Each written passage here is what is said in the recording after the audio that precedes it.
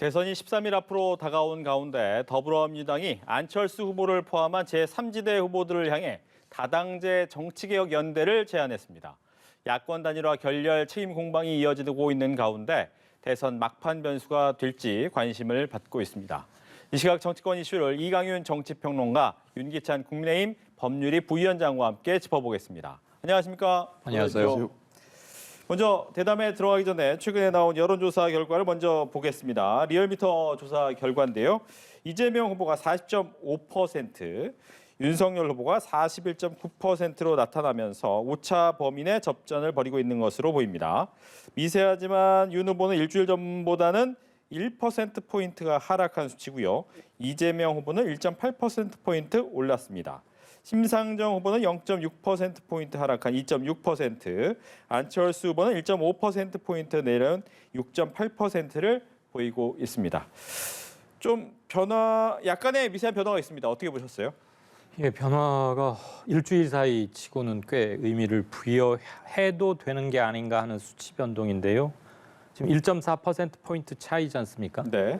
조사 응답자 1000명으로 치면 14명 정도밖에 안 돼요. 그래서 굉장히 작은 거고, 이거는 오차 범위 내에서도 아주 하단이기 때문에 언제라도 바뀔 수 있는 것이고, 절대 어떤 섣부른 해석을 금지하는, 허락하지 않는 숫자 차이라고 봅니다.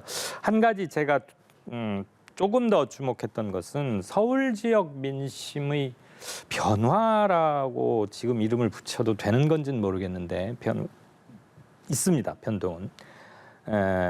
우선 서울 지역에서 굉장히 격차가 컸었는데 이번에는 거의 오차 이내로 아주 팽팽하게 붙어서 서울이 조금 뭐가 되는 게 아닌가, 밑바닥에서는 요동치고 있는 게 아닌가 하는 생각을 했고, 지금 저희는 리얼미터 걸 보고 있습니다만 오늘 나왔던 NBS 것, 역시 중앙선거 여론조사심의위원회에 보면 홈페이지에 올라와 있는데요.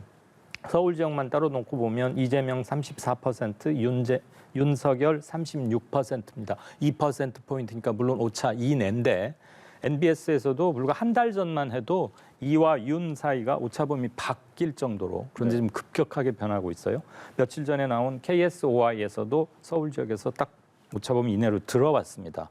이걸 제비 한 마리로 봐야 하는 것인지, 그런데 선거는 말씀하셨다시피 13일밖에 안 남았기 때문에 지금 이게 진짜 변하는 것이라면 이거는 다시 무슨 뒤집거나 하기에는 남아있는 시간이 너무 짧다, 이런 생각이 들고요.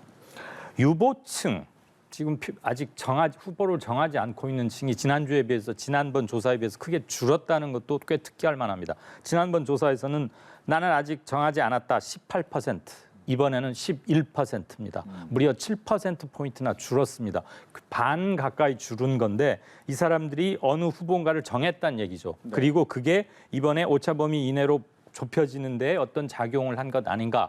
그렇다면 막판에 표심이 정하지 않은 분들은 정해가고 있고, 조금 교체할 가능성이 있는 분들은 교체가 시작되고 있는 거 아닌가. 그런데 단일화를 둘러싸고 복잡한 함수 또 한편에서는 진행되고 있고요.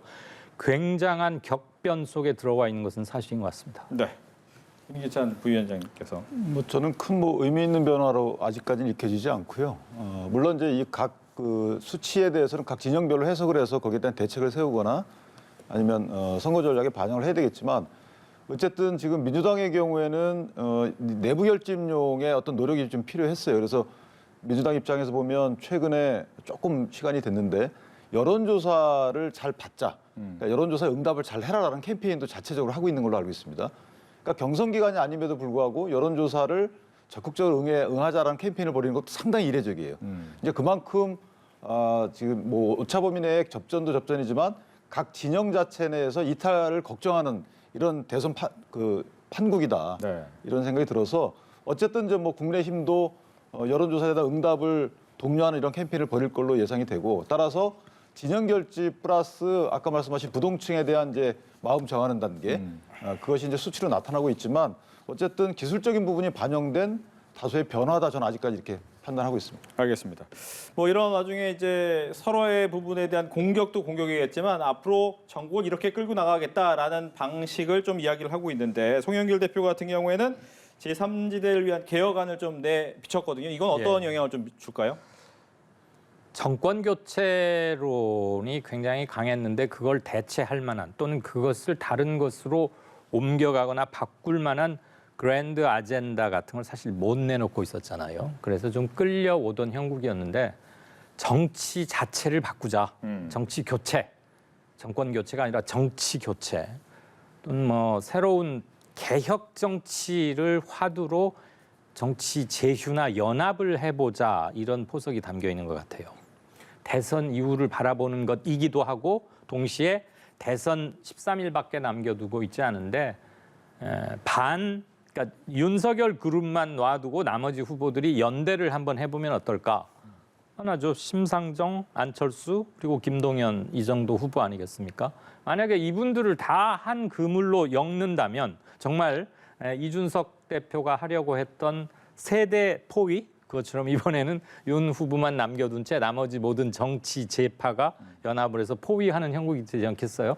그렇게 하기에는 굉장히 시간이 짧아 보입니다만 그들이 공유했던 가치의 교집합을 끌어내서 정치판을 바꾸자. 네. 예전에 했던 여의도식 구태 정치 정말 바꾸고 자꾸 그러면 안철수의 새 정치가 연상되는 사람들도 많으시겠지만 이게 얼마나 많은 공감을 불러일으킬 수 있는지는 모르겠습니다. 그렇지만 1차적으로는 안철수 또는 심상정 후보에게 내미는 어떤 러브콜의 의미도 조금은 갖고 있다고 보여집니다. 예.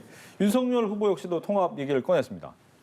그러니까 윤석열 후보가 말한 통합은 사실은 이게 대의민주주의 아니에요. 그러니까 국민들이 위임하는 정치 세력을 뽑아서 그 정치 세력이 국민들을 위해서 이 정치를 하는 것이 또 국정을 운영하는 것이 이제 대의민주주의인데 국정을 잘못 운영했으면 바꿔야죠. 근데 이 국정 운영을 잘못해서 바꿔야 되는 이런 대의민주주의의 기본적인 어떤 원리를 다른 여러 가지로 자꾸 바꾸려고 하는 것이죠. 그래서 상식의 통합을 말하는 겁니다. 국민의 상식의 통합을 해서 정치인이 또 정치 세력이 잘못했으면 그거 바꿔줘야 되는 거고 다음에 또 잘하는 분들이 또 와서 정치하는 것이고 그분이 또 잘못하면 또 바꿔야 되는 것이고 이게 기본적인 대의민주주의예요. 그런데 이제 이것을 자꾸만 흐트러 놓는 것이죠. 민주당이 볼 때. 그래서 그 윤석열 후보는 그런 취지의 얘기를 한 것이고 지금 송영길 대표께서 하신 저 말씀은 사실 공감 가는 부분이 있어요. 그리고 저기에 반대하지도 않습니다. 국민의힘은. 여태까지 국민의힘이 지난번에 민주당이 연동형 비례대표제를 공수처 도입을 위해서 사실은 연동형 비례대표제를 준 거잖아요. 어떤 정치적인 대의 명분에 따라 준 게 아니고 공수처를 통과시키기 위해서 연동형 비례대표를 줬다가 선거가 끝나니까 공수처법이 통과가 되고 나니까 다시 걷어들였어요. 자, 이런 행태를 지금 다시 반복하려는 것이다라는 생각이 드는 것이고 다시 말씀드리면 정치 교체를 위한 것이 아니고 안철수 후보의 독자 완주를 어떤 부채질하기 위한 어떤 수단 아니냐 이렇게 저희는 이제 생각을 하고 있어요. 그래서 저희도 연동형 비례대표제에 준해서 그 당시에 중대 선거구제 개편을 얘기했단 말이에요. 표의 등가성은 확보하는 게 맞다라고 봤기 때문에 저는 정치 선거구제 개혁이나 기타 대통령의 어떤 분권형 이런 것들은 공감하는 바기 때문에 거기에 이의가 없어요. 다만 저것을 선거 전략으로 쓰고 다음에 지키지 않을 것을 우려하는 이런 정치 세력에 대해서 어떤 믿음을 줘야 된다. 그렇게 생각합니다. 알겠습니다. 예, 송영길 대표가 제시한 그 세 가지 중에 다당제 연합 정치는 뭐 선언적이고 그냥 하려면 할 수는 있어요. 이거는 정치적 합의나 제휴로도 가능한 건데 4년 중임제나 대선 결선 투표 이건 개헌을 해야 하는 상황이잖아요. 그럼 개헌을 구체적인 개헌이라는 이슈를 두고 제파가 합의를 한다면 뭔가 그림을 만들어낼 수는 있겠죠. 그런데 각 당의 내부 사정이 상당히 복잡하고 개헌은 국민적 공감도 굉장히 필요한 사항이고 물론 현재 국회의 의석 분포로 보면 불가능한 건 아니지만 열흘 남짓 사이에 과연 이걸 해낼 수 있을까? 그런 점에서 네. 선거 이후까지를 본 포석이 아닌가 싶습니다. 알겠습니다. 뭐 어떤 후보가 당선이 되든 정치를 변화시키겠다라는 그 의지를 좀 관철시켰으면 좋겠다라는 생각을 하고요. 그렇다면 다음 질문 이걸로 하겠습니다. 그 단일화 얘기를 좀 물어봐야 될 것 같은데 이게 진실공방의 분위기로 좀 바뀌고 있단 말이죠. 왜 이렇게 된 겁니까? 그거는 이제 사실 국민의당과 국민의힘 사이에 지난 이 단일화가 지금 불거진 문제가 아니거든요. 이전부터 4.7 보궐선거 때부터도 서울시장 그때부터도 불거졌고 그 지난한 그 추진 과정에 있어서 서로 간에 약간 신뢰가 사실은 말을 바꾼다, 합의하고 가서 또 다른 말 한다라는 공방이 사실 오갔어요. 제가 여기서 어느 측 말이 맞는지는 제가 말씀을 안 드리겠지만 네. 그런 식의 공방을 토대로 판단해 본다면 신뢰관계가 사실은 쌓여 있지 않았다 이렇게 생각이 되고요.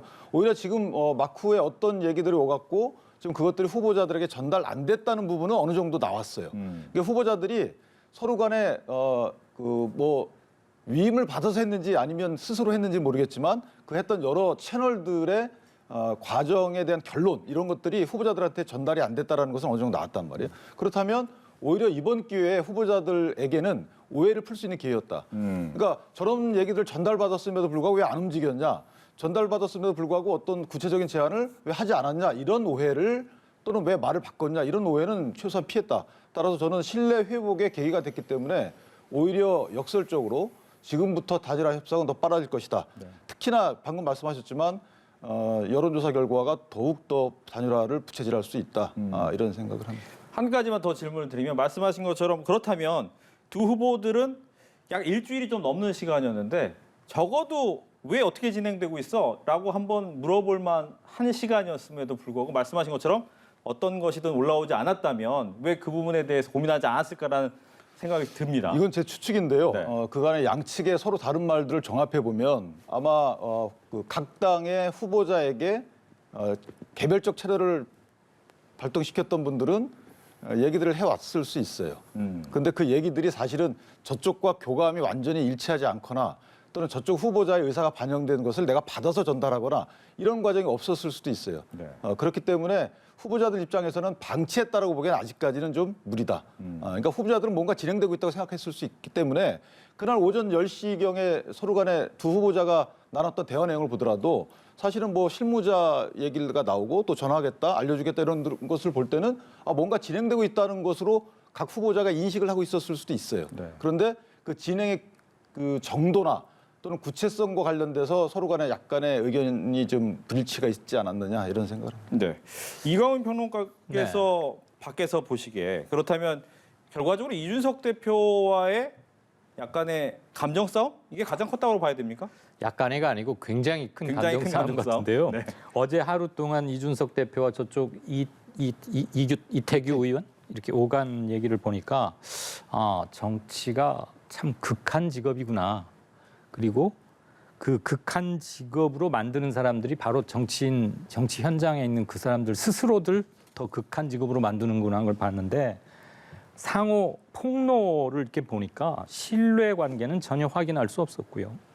감정 대립이 아주 끝까지 가 있는 것 같고 그것을 중계방송 듣는 국민이나 유권자분들께서는 전반적으로 단일화에 대한 피로도가 다시 올라갈 수밖에 없을 것 같고 그 과정에서 정치가 희화화되는 거 아닌가, 전반적으로 신뢰를 크게 상실하는 거 아닌가 그런 생각을 받았습니다.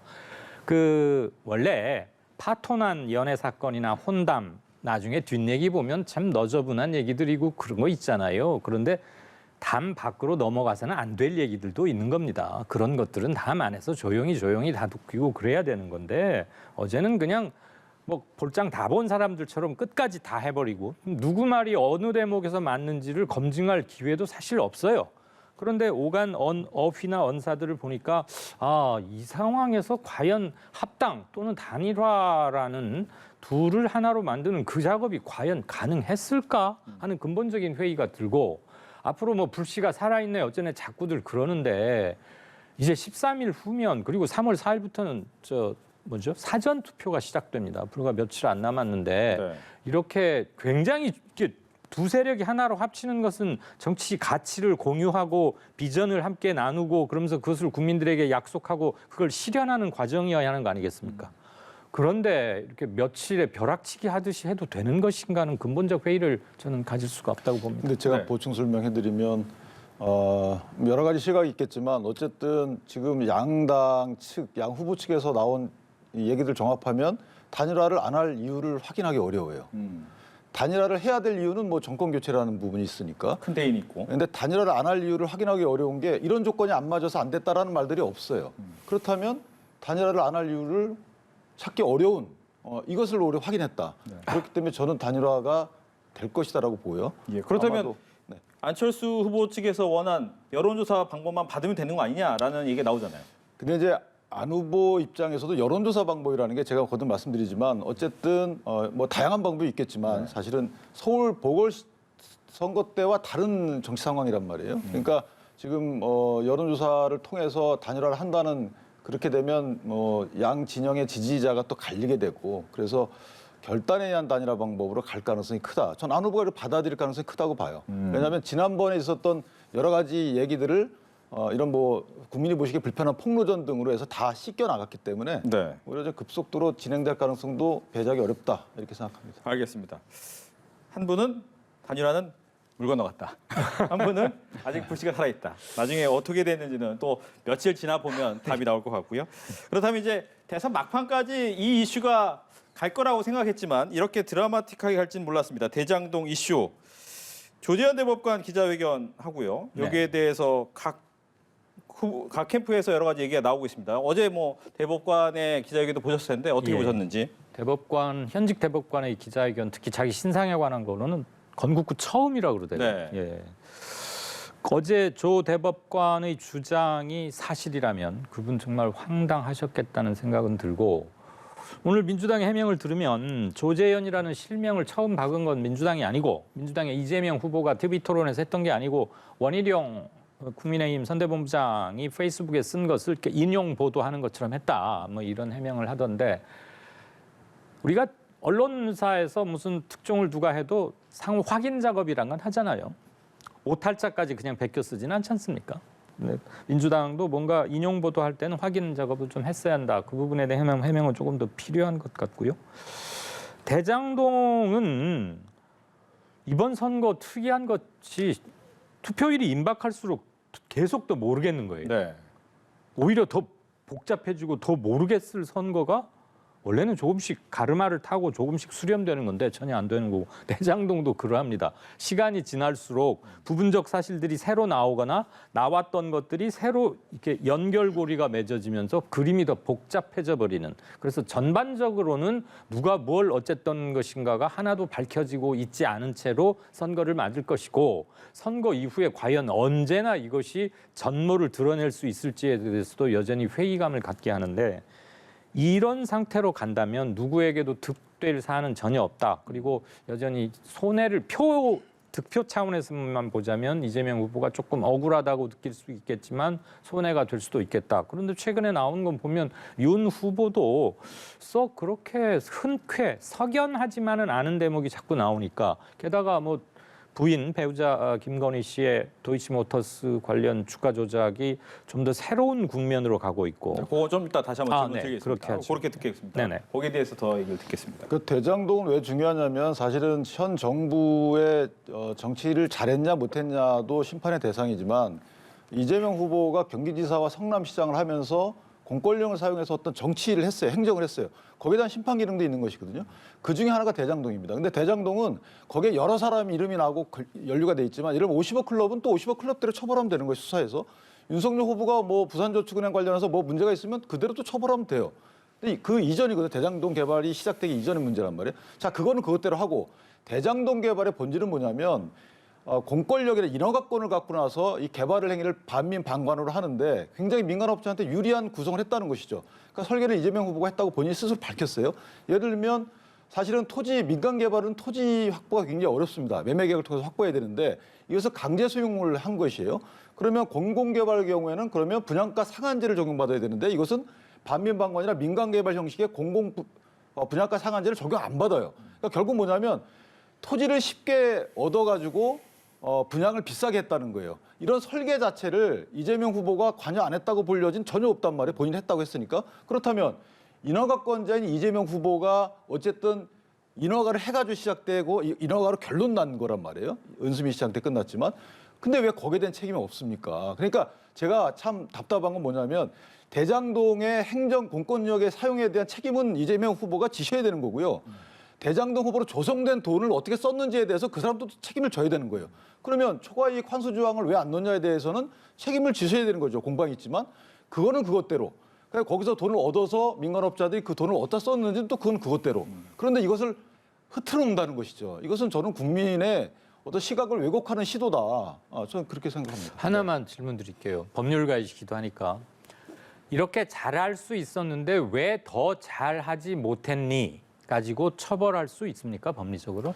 자, 처벌의 문제를 넘어서서요. 아니, 처벌이 일단은 처벌이 안 될 그게 수도 있어요. 궁금해요. 제가 드린 말씀. 처벌이 안 될 수도 있는데 문제는 뭐냐면 거기에 대한 행정상 잘못은 인정을 해야죠. 예를 들면 초과이익 환수 조항의 경우에는 여러 차례 어느 분 말이 맞는지 모르지만 어쨌든 여러 그 부하 직원들이 성남 도계공 직원들이 기한을 했다는 거예요. 이거 넣어야 된다라고. 심지어는 다른 경쟁 업체가 나 좀 돈 더 줄게라고 했음에도 불구하고 분양수익이 늘어나면 이거 더 줄게, 나눠줄게라고 했는데 유독 그 컨소시엄이 선정이 됐고 그다음에 유독 초과이익 환수 조항을 주장한 그 직원들의 말이 반영이 안 됐고 자 여기에서도 이재명 후보께서 국감 때 뭐라 그러시냐면 받아들이지 않은 거다라고 말씀하셨어요. 네. 묵살한 게 아니고 그들의 주장을 받아들인 것이 아니다. 받아들인 것이 아니다.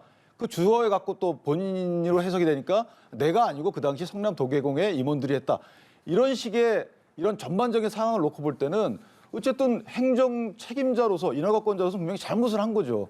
거기에 대해서 그걸 책임진다는 자세가 있어야 되는데 이것을 뭐 죄송합니다만은 물타기 비스름하게 다른 여러 가지 잘못들 그런 의혹들로 본말이 전도되는 이런 거는 좀 아니지 않느냐. 알겠습니다. 이게 제 생각입니다. 그 부분은 뭐 나중에 또 한 번 더 나오실 때 해야 될 것 같고요. 시간이 지금 다 돼서 원래는 예. 도이치모터스 이야기를 하다가 해야 되는데 시간이 다 돼서 이 얘기는 다음에 또 해야 될 것 같습니다. 죄송합니다. 다음번에 한번 더 모셔서 다른 이슈까지도 이야기를 해보겠습니다. 이광윤 정치평론가, 윤기찬 국민의힘 법률위 부위원장과 함께했습니다. 오늘 얘기 잘 들었습니다. 고맙습니다.